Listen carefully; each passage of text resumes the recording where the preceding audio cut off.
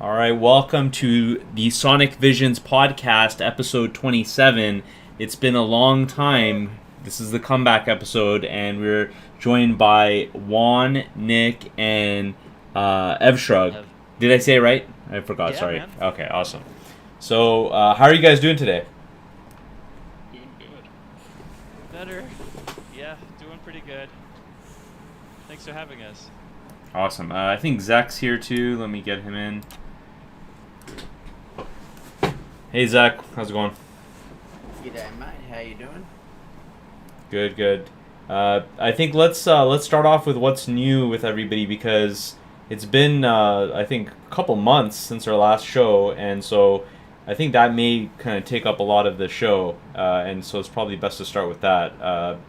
So Juan, you want to start it off? What's new with you in terms of audio? Uh, so for me, in terms of recent audio stuff, I think last time I mentioned this, I just messed with the speakers and stuff, and everything. It's kind of fun to see what those crappy little speakers can do. Um, and then personally for me, production is starting to like slowly happen with my headphones, so that's fun. The lawn phones are Uh, coming to life. John headphones. Couple Which of one? them. Sorry. A There, couple of them already shipped, so Nice. That's that's a fun. big deal. Yeah. So just slowly trying to get production to some steady rate, I guess. Um, but yeah, that aside, not a whole lot. Just a monumental, landmark moment for your company. Nothing much. Not that much. Typical Friday. Yeah. I guess I'll go next. This is Ev, and yeah. So I actually um, had to step back. I'm no longer an industry insider. So now I'm just getting back into reviews and being part of the community, which is where I started and where I'd always felt like I would be anyway. Um, uh, Job hunting, if you have a lead. But in general, I've been having fun at home. Been trying to get better with my vinyl setup and testing out, like really trying to officially write down outline bits for a headphone review with the Apos produced Caspian with Kennerton drivers, and uh,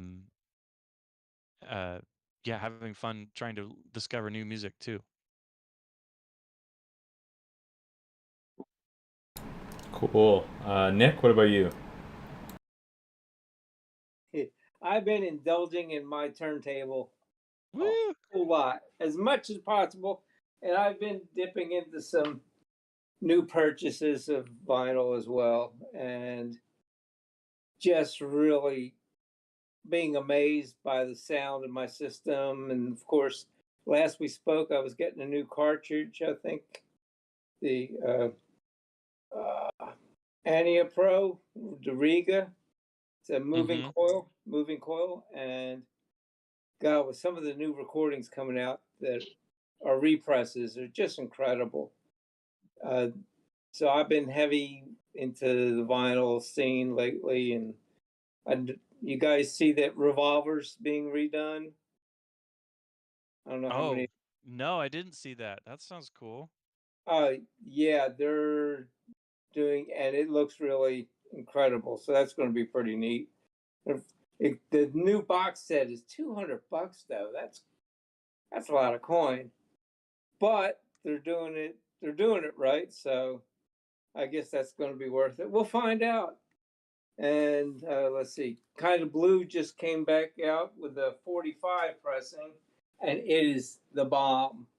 It's so basically that's it. I've been involved with the community. Matter of fact, I was getting dressed for a dinner tonight. I got to show my face. I don't do evenings well, but so I got to You have to wear a go do. tie.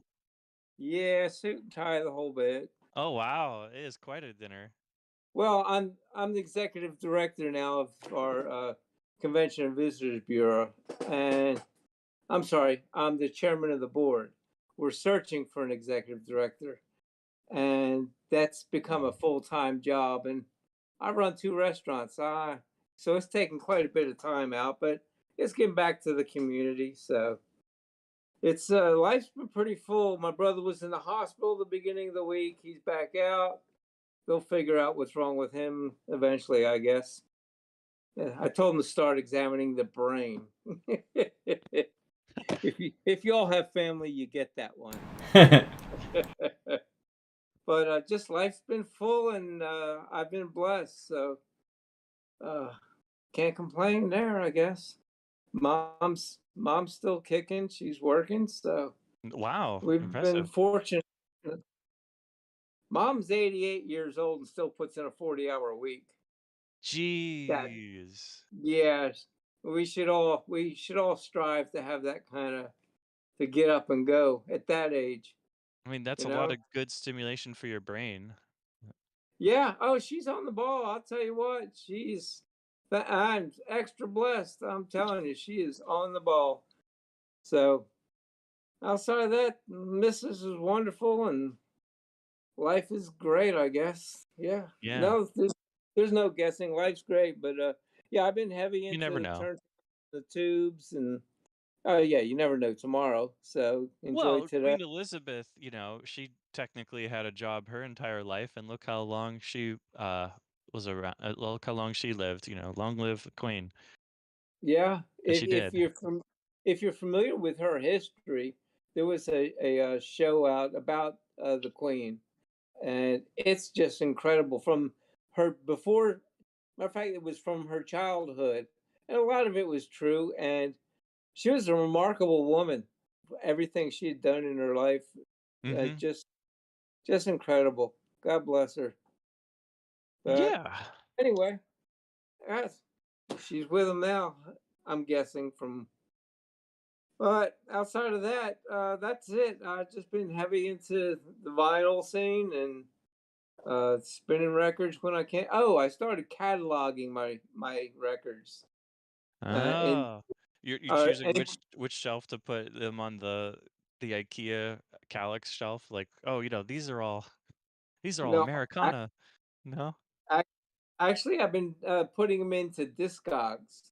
Anybody familiar with Discogs? Yeah, yeah. Yeah, of course. Yeah, it's yes. That's like the trading and of course, also managing your catalog of vinyl discs, and a good way to. I found 3 local vinyl shops because just looking at on Discogs. Yeah, I have no vinyl shops. They're 200 Oh. miles away. My So closest one is called His Vinyl Remains, and I just think that's really clever. that is cool. Like Vital Remains? Yeah. Yeah, but so I started doing that, and I'm through. I just finished The Doors, so my Oh. yeah, I didn't realize how many records and the value of them that I have. But it helps you make sure when I get it all done, I'll make sure I don't buy doubles. Right. Something. I did pick up a rare white album, original, with the misprint on it. That was, and it sounded really good.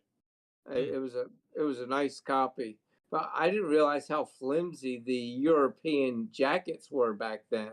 Oh, No, they- is it because of age maybe too have made it weaker? no, no, they've Right. always made a much thinner cardboard for their sleeves than here. I've been getting an education as well, but yeah, Yeah. The American, North American uh, sleeves are much stiffer and firmer than the English EU sleeves. Hmm. So I put a piece of cardboard in there to keep it stiffer so it wouldn't wear as much inside, the plastic jacket as well. But me and the missus have been listening to just a variety of things, rock to jazz to blues to you just no country or rap, but I'll listen to most anything else. We were listening to some pipe organ the other night, and I was Wow. so grateful. I was so grateful to have my subwoofers because with those pipes, Well, you got to have, Well, yeah, but serious.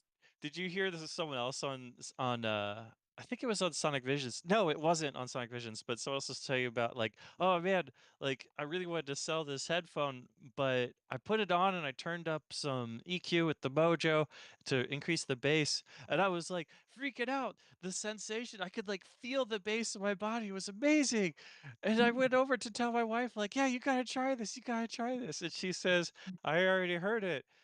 You actually had set it to play through your speakers at the same time. Oh. Yeah, Oh, whoops. that's all right. Hey, everyone, and you're a liar if you deny it, has done something crazy or silly where you did it, realized it, and looked around to see if anybody was watching. Right. You Well, I know, mean, I because we guess in his defense, the sound was so good she wasn't complaining, so there you go. right, exactly.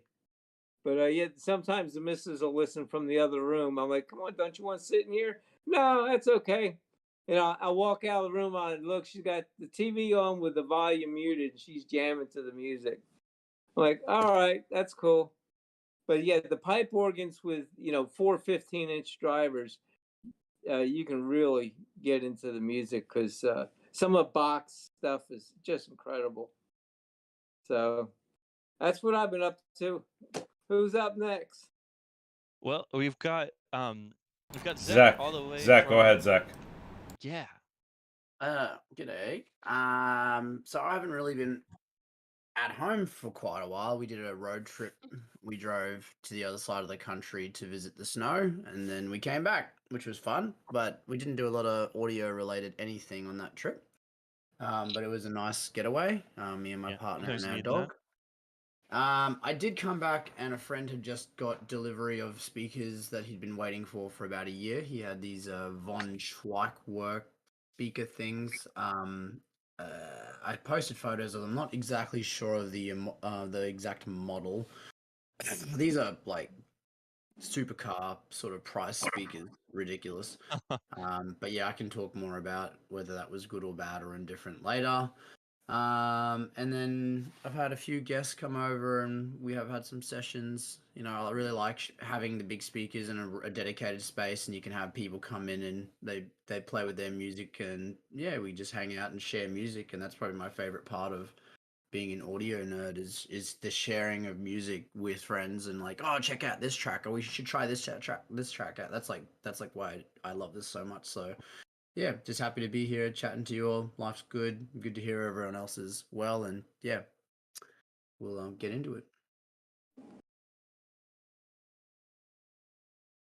Cool. For me, I think everyone went. I have been getting more into kind of home theater because I have my own place now, and so I did get some. Congrats. Oh, thanks a lot. I got some 18-inch subs in my kind of living room TV setup, and I just picked up some used Tyler Acoustic PD30 towers, and I got a couple small bookshelves around. So I'm getting into that, the home theater stuff, and it's pretty cool. From a hi-fi standpoint, not much. Yesterday, when I picked up the Tylers, I did listen to the Monitor Audio Platinum 500s, the big towers, at the guy's house who had the Tylers, and those are pretty nice. I think his room wasn't really ideal for them. It was kind of like a big basement with a really short kind of ceiling, so the speakers were basically going all the way up to the ceiling. But still, it was pretty nice. It was with he was powering it with a Pass X350.5, and he had a SuperTech Chardonnay tube preamp, and then and also a Class A SSP 800, I think it was, which is like a surround processor / preamp. So that was kind of what we were playing around with, and he had a bunch of cool speakers, but I didn't get to hear them. He had the Acoustic Zen Crescendo 2. He had these super old B&W speakers. In case if anyone's interested who's in the Discord, just click in the gear picture section, and I have pictures of everything. So I didn't. Those look crazy. They're like really huge and just look really funky. They're super old school, like vintage B&W. And then he had some Ushers. And what else did he have? I think those were the main ones. And then the other audiophile friend who came, who I knew from selling my Paradigms to him from before. I had some old signatures. Those were one of my first audiophile speakers.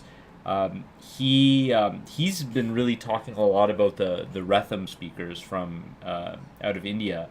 Those are the full range ones with the multiple whizzer cones, and he thinks like there's just something really magical about those speakers. So I definitely want to hear those as well. And yeah, so it was a good experience over there, and it's cool getting into kind of surround sound / home theater kind of stuff.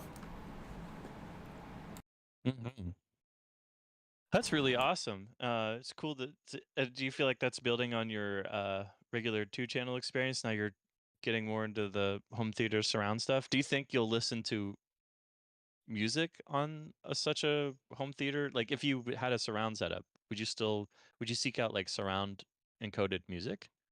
I wouldn't mind exploring that. I haven't done that, but I wouldn't mind that. But even just listening to 2-channel on this system is something I want to try. I did listen when I had I had some bookshelf speakers, and they were surprisingly decent, and it was not a treated room. But now that I have the Tylers in there, I'm really curious to listen to. Like, I can just run Tidal off of my receiver, and then just to hear what it sounds like in the untreated room. One cool thing was, initially when I put the Tylers in, those are the first horn speakers I've ever had.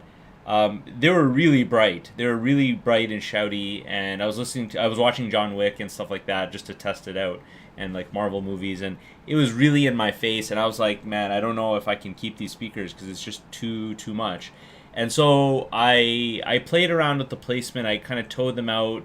I put the screens on. That helped slightly, but it wasn't like a huge difference.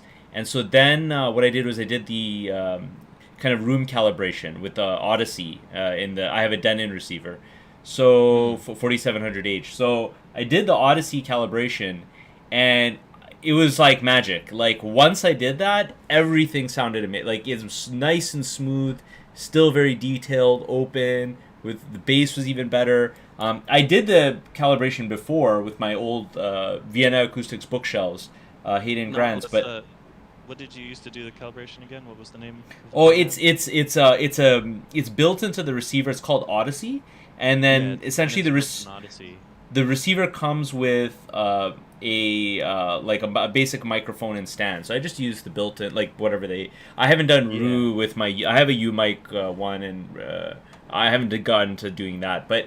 I was shocked. I was shocked. Position. Yes. Kind of calibrates like Spotify or Sonos tries to do too. Yeah, there's like 8 different positions, so you have to keep moving it around. But I was blown away. Like, now it sounds awesome. So yeah, it's home theater is really cool, and I think that I know a lot of people kind of mix the two. They like try to kind of get audiophile speakers and then. Get like a matching center potentially and surrounds and stuff like that, and then they kind of have one system that does everything. I'm planning on doing a separate music room, so I won't do that. But home theater is just it's badass, man. It's exciting when you have good subs. Watch the Interstellar wormhole scene. Like, it's amazing, man. Yeah, it's cool when you have like your choice bits of audio and content to like go back to, like, no. Okay, so I really like music and I really like stuff, but I have a couple favorite scenes and a couple favorite songs that I just want to see what they're like on this gear. Because being honest, we mostly use our gear for enjoying content, but sometimes we pick our content to enjoy our gear. Yeah, for sure. It's a shame that, I mean, those monitors, audio towers they're really cool, but I wish I could have heard them in like a nice, like a big room that would have, I think they would have scaled tremendously, and a room with good treatment and more symmetrical and taller ceilings. Because a big speaker like that, I think, usually can excel with a bigger room and a better room. He had a lot of hard surfaces and stuff like that. So, yeah, I wish I could hear even a lot of the dealers that where I live, a lot of the dealers around me, they don't have great rooms. Like it's kind of like a small house, and everything's like crammed up to the walls, and there's not a lot of space and stuff. So I think that it just goes to show you how important room is. Mm-hmm. Yeah, the room is it's just another piece of gear that you have to deal with. I've been doing home theater for, I don't know, 40 years, and yeah, I understand your excitement with the theater, because you can try the 5.1 concerts, where you're listening to the 5 speakers. I set up my system as a 2 channel first. That was priority, Mm. and then I added. I actually fell into a couple of deals for the surrounds, and Mm-hmm. those each of the surrounds, there's 4 of them, has Are they the one, same two. brand? Oh Oh, a yeah, deer just walked up to me. oh, it's all matched. And matter of fact, my center channel is almost the same size as my towers, except for it's laid down. Oh. It's designed to match them and to pair with the rest of the speakers. I have Uh-huh. 64 drivers in my theater room. Whoa. Yeah, that's a lot of speakers and a lot of drivers, A but lot of pressurizing the space. Jeez. yeah, and it's well treated. The only thing I haven't treated was the ceiling, and Mhm. but that's where my my 4 Atmos speakers are in the room. So Mhm. watching movies, when you said John Wick, I was bruised when the movie was over because of the gunshot, because of the gunshots and the percussion in the room. We could literally feel every shot of the shotgun, and it was an experience. You weren't watching a movie; you were experiencing theater, the way it was meant to be. So yeah, when you're talking about the speakers being a little bright and all that. Once you figure out, like the Odyssey helped you a lot. I use a system called Dirac, Yeah. and as if you're familiar with Dirac, that's the top of the line when it comes to sound manipulation, I guess you would call it. To You can set it up for center, one person, a couple people, a couch, and then you'll take up to 13 readings uh, for that specific setup, and you can have uh, multiple different types of setups for what you're listening to. If you just want to do 5.1, you can set it up for that. If you want to do full blown theater, you can set it for that, and you can store the information. Mhm. Now, of course, the information that your computer gathers from your mic all goes to a computer system. I think it's in the Netherlands. I forget. It goes through their computers and comes directly back to your processor, not your computer.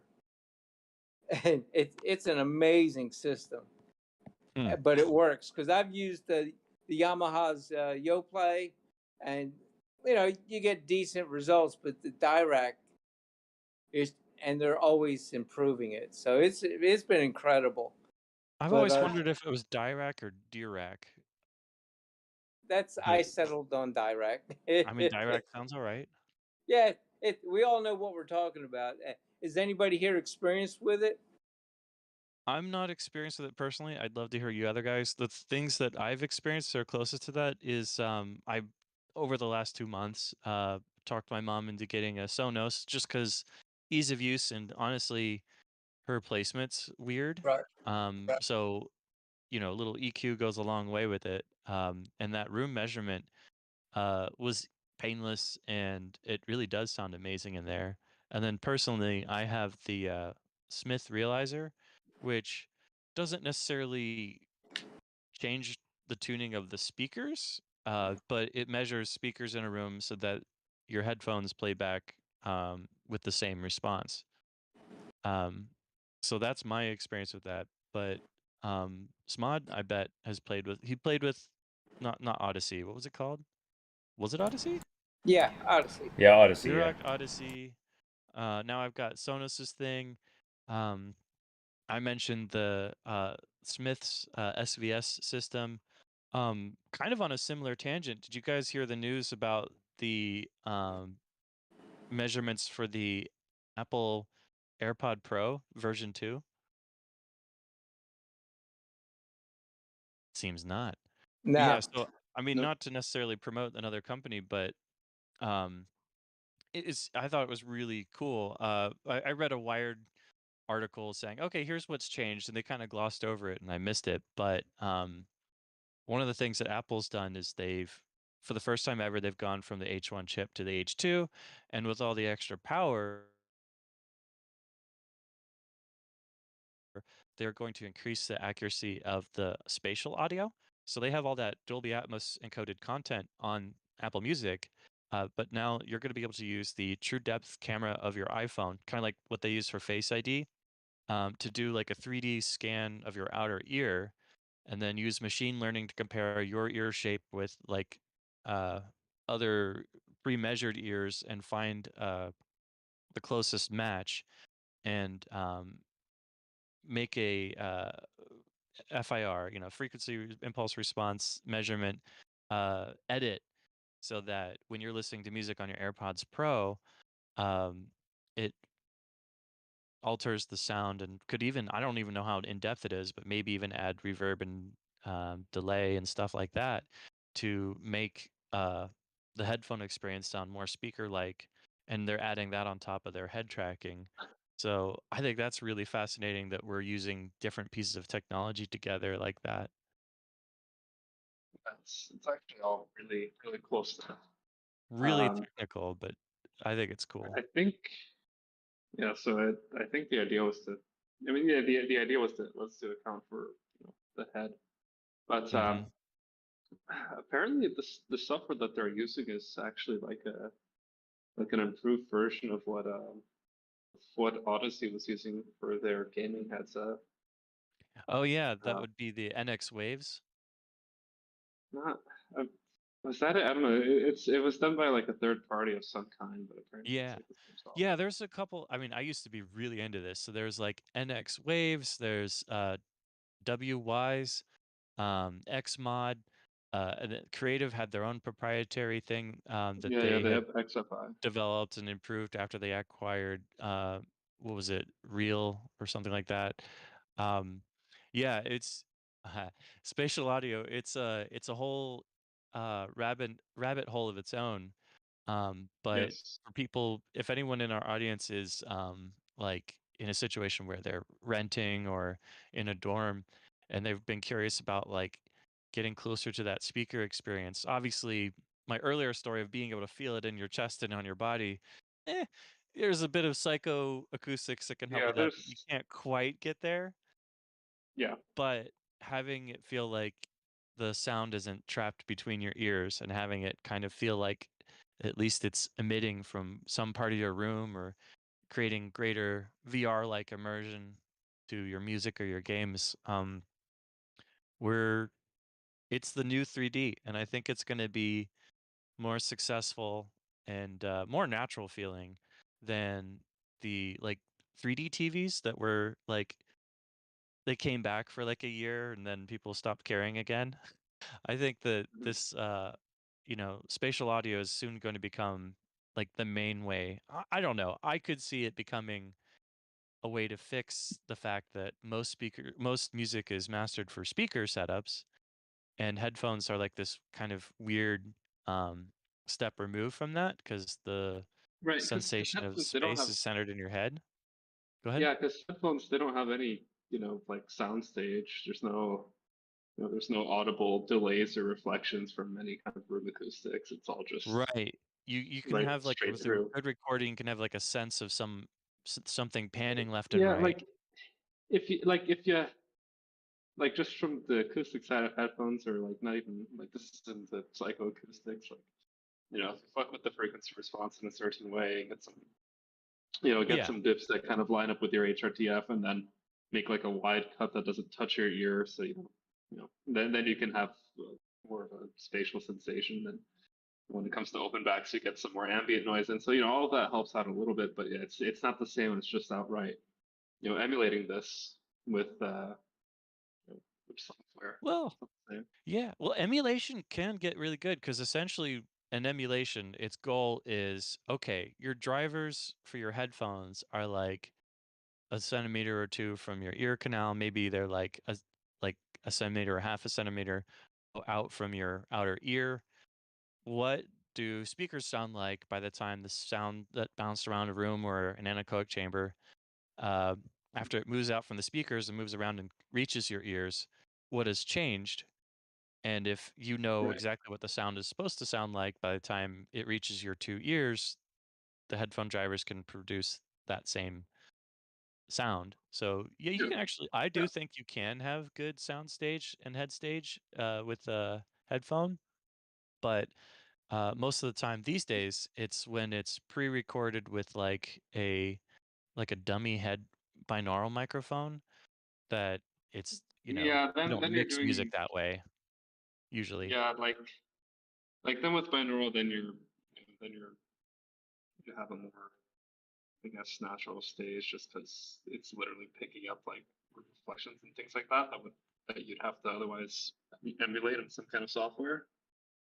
Well, Um, yeah, but like a room will have different reflections. Obviously, yeah, if you consider a concert hall, that's going to have a very different experience than speakers in your home because your room in your right, home is going to be smaller than that concert hall. right. But the nice thing about headphones though is that if you really want to like replicate a specific space, Mm-hmm. um, headphones are relative to speakers in someone's room, a much more controlled environment once you figure out once you're able to account for the frequency response. And then, Definitely. like if you add a certain time delay, then the time delay from the headphone to your ear will be the same as, whatever you put in through the software, or like to a pretty much negligible, I guess, degree, Yeah, because like you said, it's only a couple centimeters of distance. And right. so you Because can kind of control all that. right, because you won't necessarily feel it in your chest and stuff, but Yeah. like You won't get over that, but you'll get distance, yeah. Because like over distance, for example, even if there weren't any walls and you were like out in like a field with grass that absorbs sound, or an anechoic chamber, over distance, higher frequencies lose their amplitude, their intensity. So the highs become a little bit quieter over distance, and when they're closer, they're more present. So like you actually will hear. I've talked to a couple people that you know they try to do the audio engineering for concerts and how they have to you know e- increase the EQ on treble so that it reaches like the middle of the audience pretty well. Uh, so it's just interesting how the science of that we understand a lot of it, but we had a couple setbacks. We were pretty strong into researching it in the 90s and the early 2000s, and then um, some of the easy tools we had to use our computers to process that were kind of taken away. Uh, Thank you, Vista. But now we're starting to get back into it with VR headsets. That's very important for that. Spatial audio with Apple's efforts in there. Dolby Atmos having some generic degree of headphone surround built in. Yeah, we're getting more and sophisticated and more mainstream with our adoption of bringing headphones closer to the speaker, and I would say closer to a more realistic experience because it's not realistic to hear two speakers mounted on the side of your head, but it is more right. realistic to feel like things are happening outside of your body. Yeah, it's all really cool stuff. I could go off topic on that for a long time. Yes. But we were kind of saying we were going to try to make this episode a little bit easier bite size, right? I would like to hear from Zach about those von Schweikerts. How did those sound, Zach? Oh yeah, those speakers. Um, It's a really interesting design. So they've got, if you look at, they're the Ultra 9s, and the back of the speaker has, I think, 3 drivers facing to the rear. It has 2 woofers facing to the rear, and I think it has another ribbon facing to the rear as well. It's pretty wild, and it has all these controls and knobs. Like, it's sort of like Wilson, where it allows an enormous amount of I guess easy tuning. You can tune like the bass and treble down. It's got all these crazy crossovers built into it, so you can I don't know if they're digital or if they're actually analog. They might be analog. It's pretty crazy back there. And the things are so deep as well. It's almost as deep as it is tall. So I don't know if you can get that from the images I posted, but it's just yeah, they're very, there's a lot of depth to them.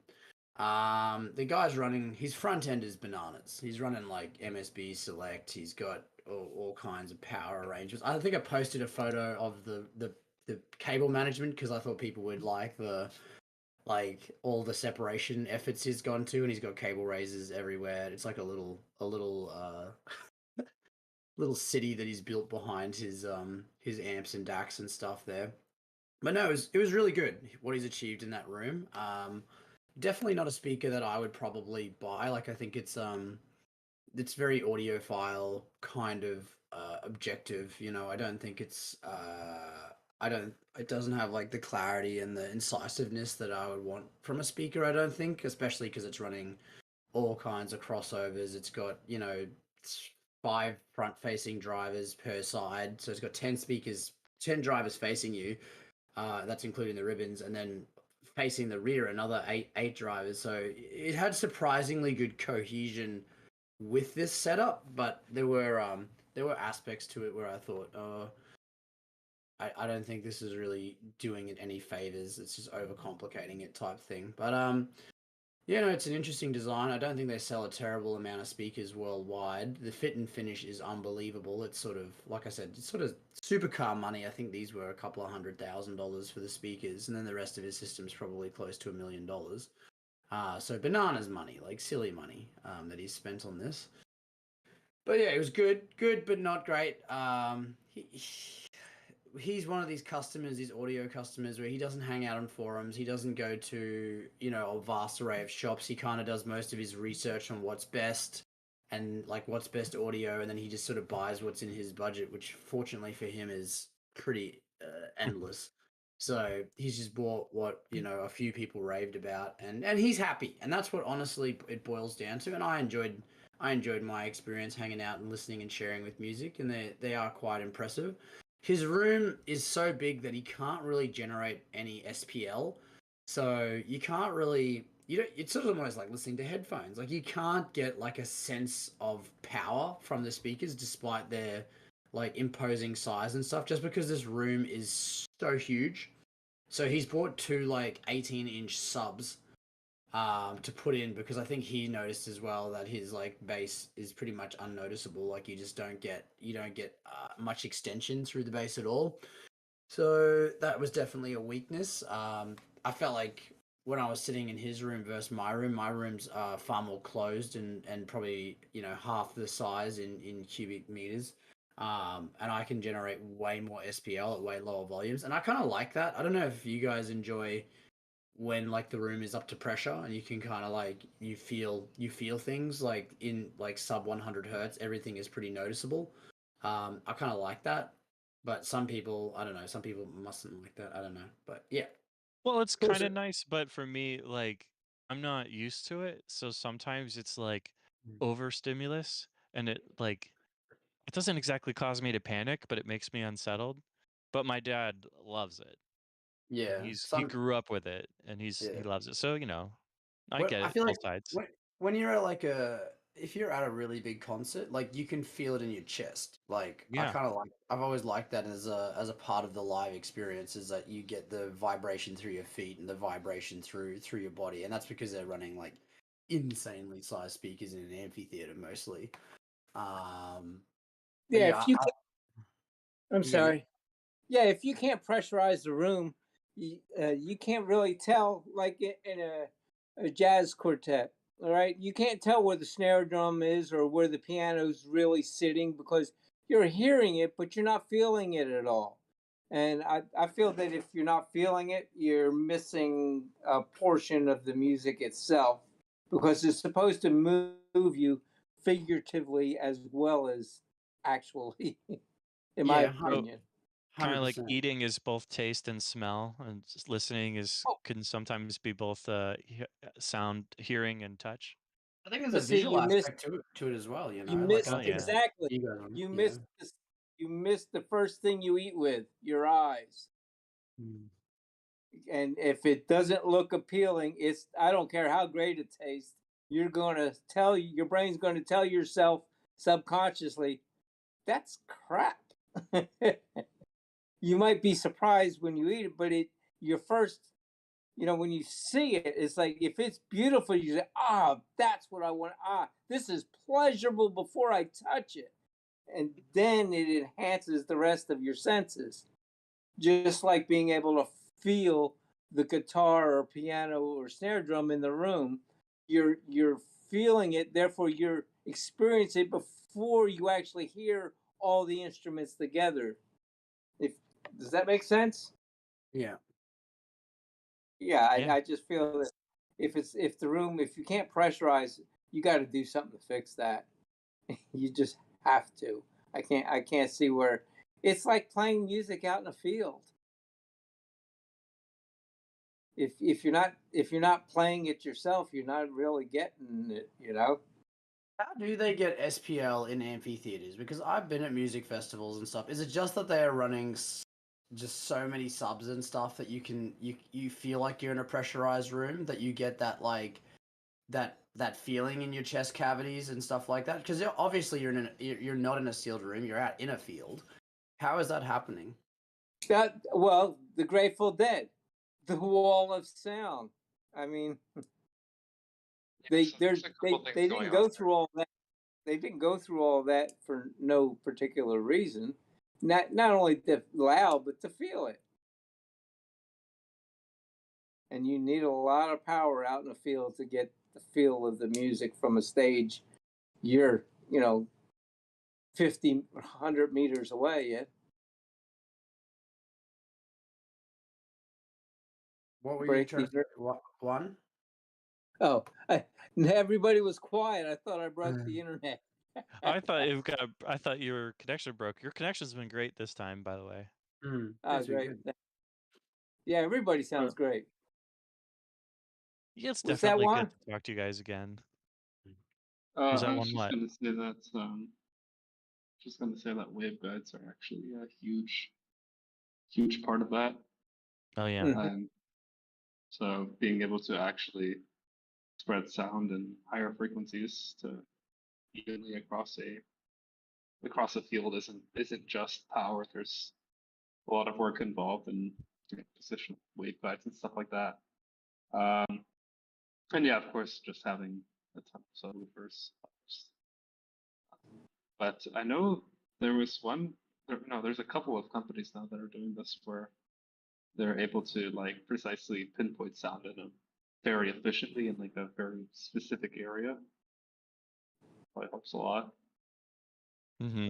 Like, have you guys seen the that giant sphere that they have out in Vegas? The sphere of sound. I don't know what it's called. It's the cone of sound. It's just like a giant sphere of like it's a big ball of speakers and Okay. tweeters and array. And through software, they can just get sound at any point to within like they can just point sound in any direction So that using it's like entirely a software. null. Is it like a null and then it's like silent except if you walk It, into it, one it's sweet spot? yeah, it's like minus 20 dB everywhere else, and then you go into like one spot, which they can get down to like a few inches or something like that, depending on the frequency.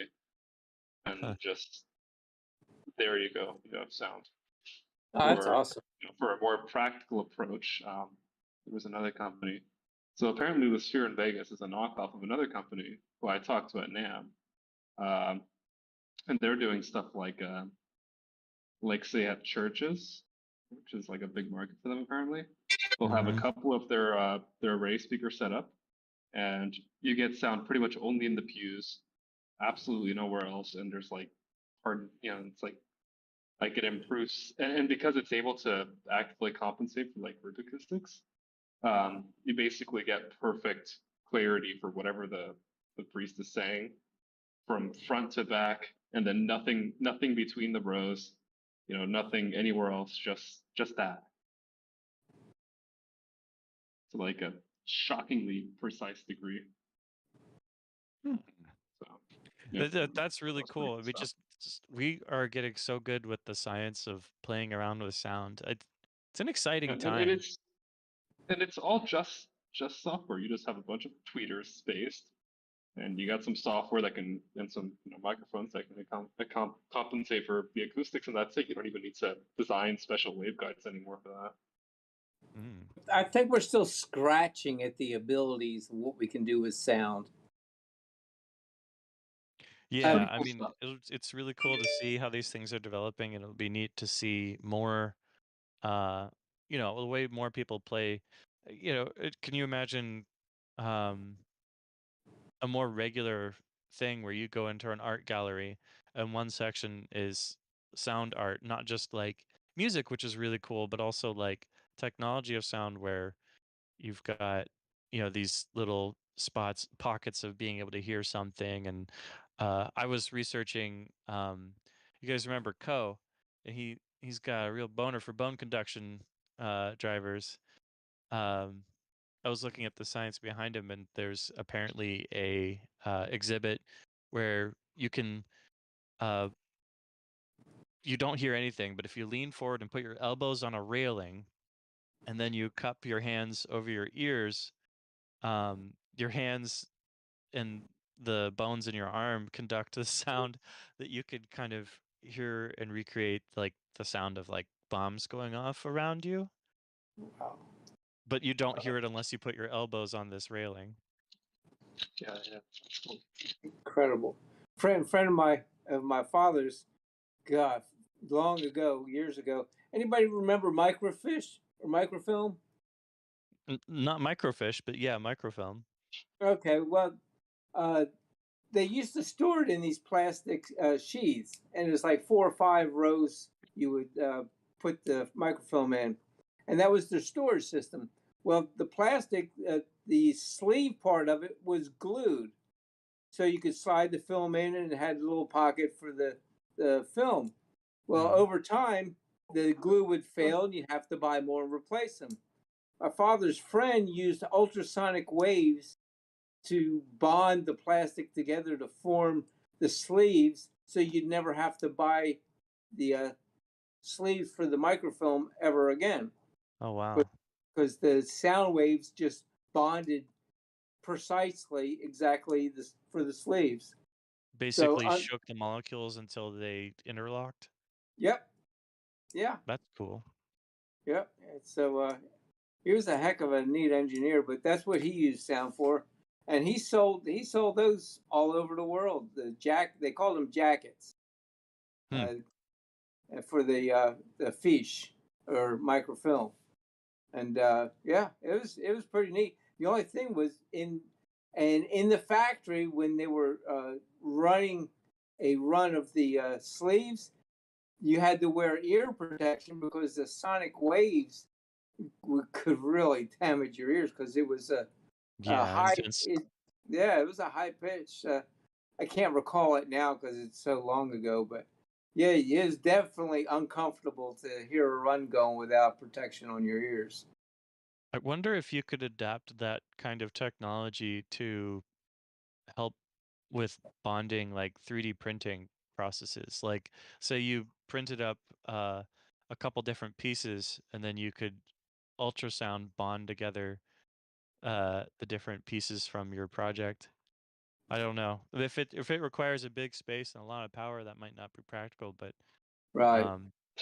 if you That's wanted not a the most seamless practical. weld free, go ahead. No, sorry, that's not the most practical for like 3D printing. Usually, if you want to bond things that are 3D printed, you can just use like some kind of solvent to solvent weld. But ultrasonic welding has been used in plastics for a good while now. Mm-hmm. Manufactured parts. So Yeah. like it's more common than you'd think. A lot of like cheap plastic things will just be ultrasonically welded together with the seams or whatnot. Like usually it'll be done if the manufacturer doesn't want someone taking things apart, but Mm-hmm. it's just a quick and easy way to do things without screws. Yeah, I guess 3D printed materials aren't always the most hard to bring back to a liquid state, I guess. It depends on the materials you use. Like say ABS or PLA, I think can be fairly easily dissolved with acetone. Mm-hmm. But PETG not so much. That. Okay. Then you use other chemicals, but yeah, it just depends on the plastic that you're using. Plastics are weird. Cool. Plastics are fun. Yeah. All right. Cool. And yeah, and you know all about that because you're pretty far on, you're working on developing your headphones, and they're actually done developed, and you're producing them at this point. Awesome. You're I think I said that earlier, but I wasn't sure if it was during our pre-show lobby or if you did it as part of your introduction. Yeah, it was Cool. lobby. But yeah, congratulations, Juan. That's awesome. And then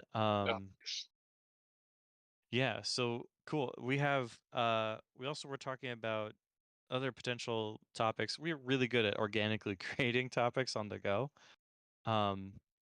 But we were talking before about your latest music discovery, so like an album or a piece of music that you found recently that you really liked. Does anyone have one they wanted to share? Let's see. Where was it? I usually would when Nick Nick was talking about how he was doing and he was not listening to country or rap. My wife listens to country a lot and loves it. I sometimes I like uh country more than others. It's not usually something I go for, but sometimes the heavier music, I don't know. I can find good examples in almost any genre.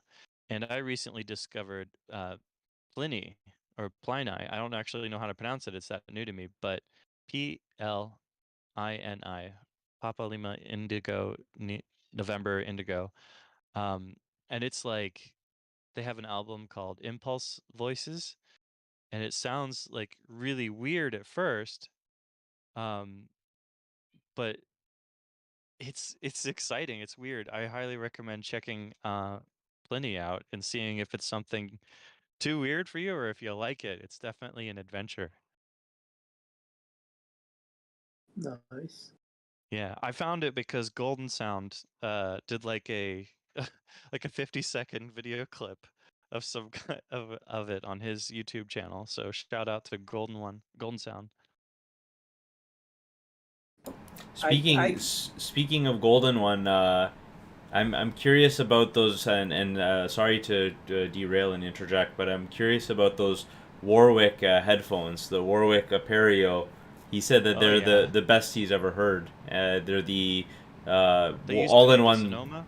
Yeah, the Sonoma, and then their middle line is Bravura, and the top line is Apereo, and it's an all-in-one system, electrostat, and he said he liked it more than the HE1. I'd like to hear that one day. I'd like to hear that too. I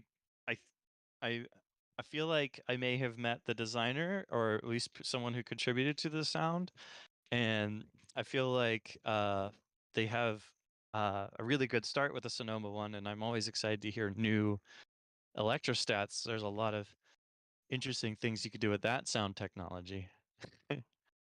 But I'm not buying one anytime soon. I need.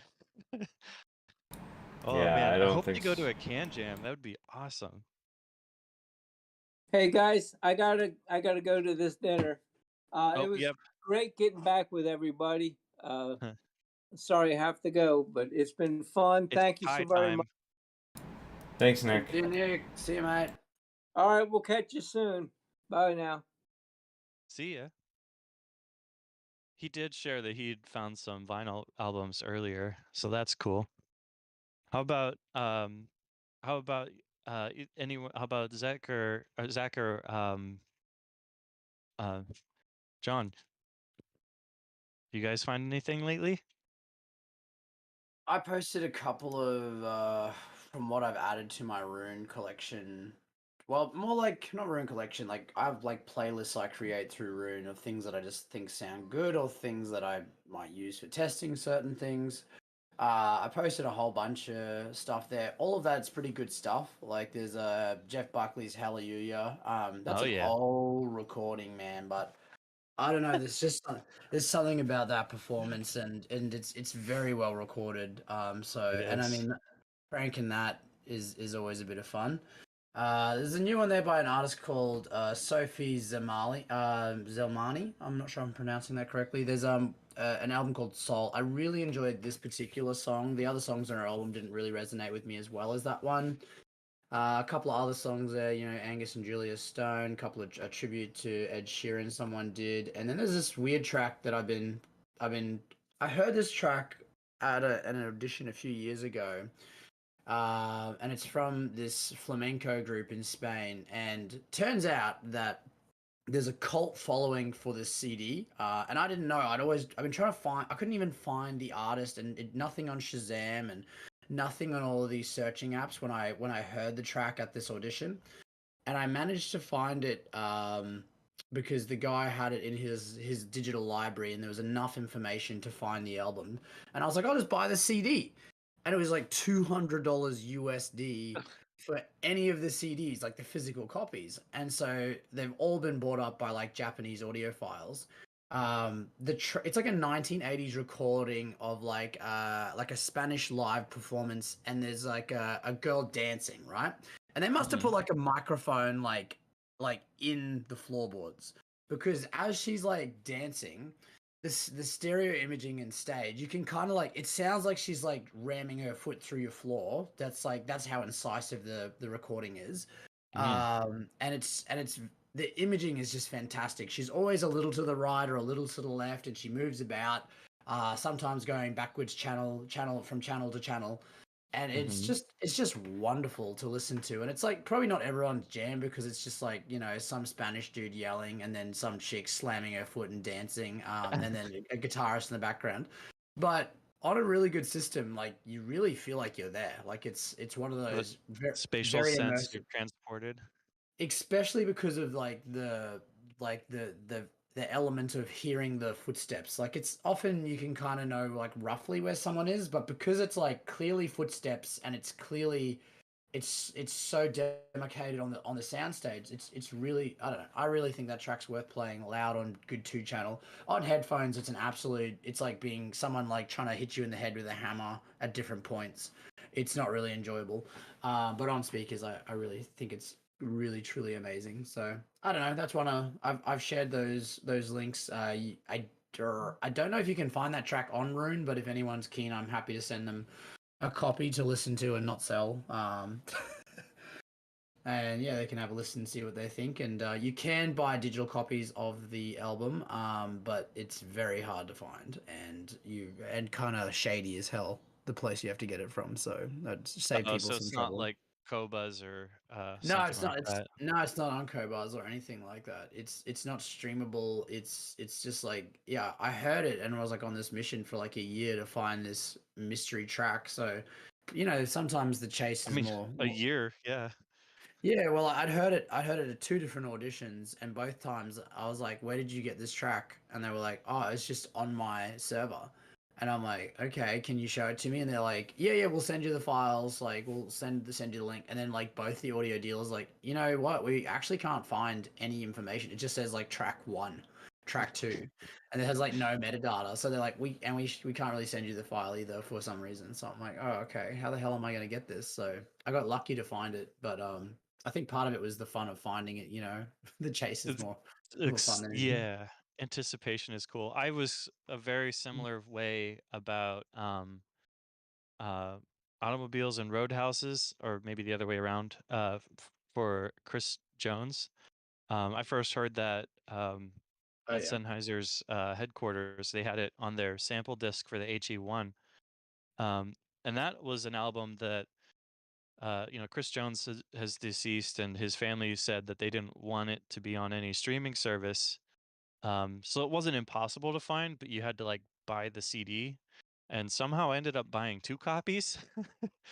uh, and that was great, and it was wonderful, and I love to have it, and I have a copy in my car, and I like the first half of the album, and the second half, well, uh, but now, just since COVID, they finally started adding it to streaming services, so you never know.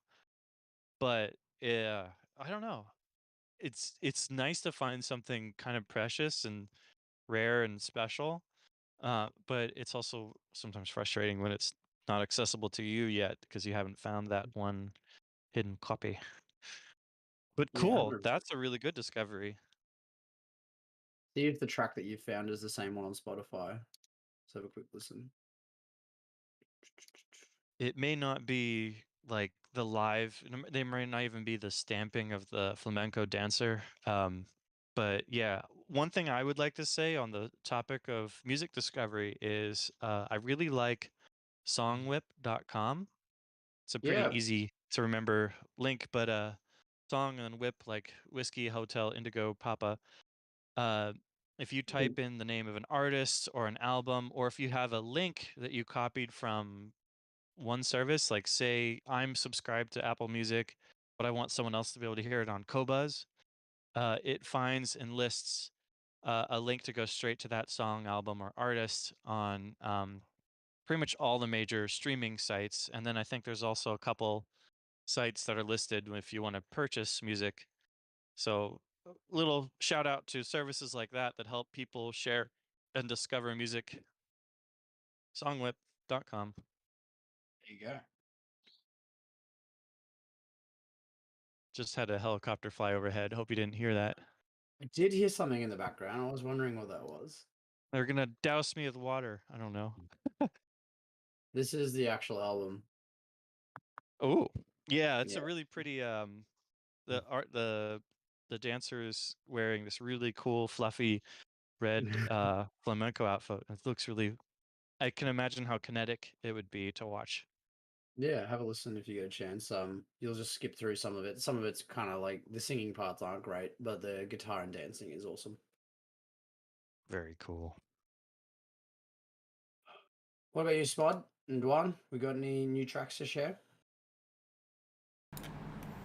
I've been looking for jazz flute, and it's hard to find stuff that's well mastered, and because there's lots of kind of older stuff, but I was looking for something more well mastered. Sorry about that. 1 second.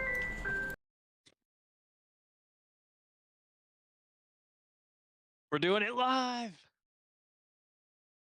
Oh, yeah, he's probably just taking a phone. Sorry. Yeah. So, what I found, two albums I'll mention. One is Ali Ryerson, A-L-I, and then Ryerson, Jammin' at the Jazz Corner. And that's a really cool album. Her style is very interesting because I'm a kind of amateur flute player, and so so I have some knowledge of flute. Her style is very kind of it's a kind of a rough kind of style. It doesn't have the typical clarity that you hear when you listen to Emmanuel Paoud or these typical classical flute players. So it has a kind of a rougher, breathier kind of style, which I really like. And then for a kind of if you want a bit of a cleaner jazz flute sound, the one I found that's really good is Holly Hoffman. Hoffman is Hofmann, and the album is Minor Miracle.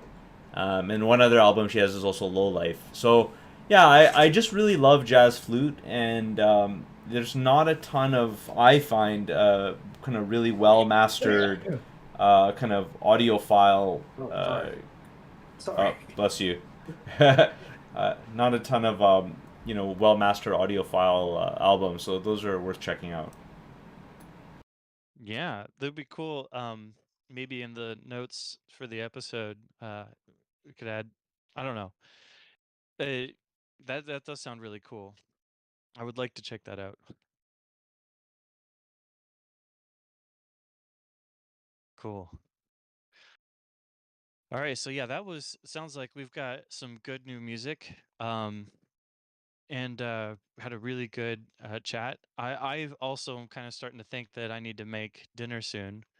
Um, Yep. but it was definitely really good to rejoin Yeah. this group together and do another podcast. It's been too long, and it feels good to do it. I'm really glad that I could join. Thank you.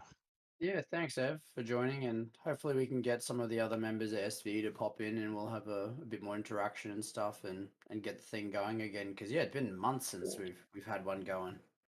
It's been Yeah, a while. absolutely. It Absolutely. was a hell summer for me, and also Smod, I think. Yeah. Yeah. All right.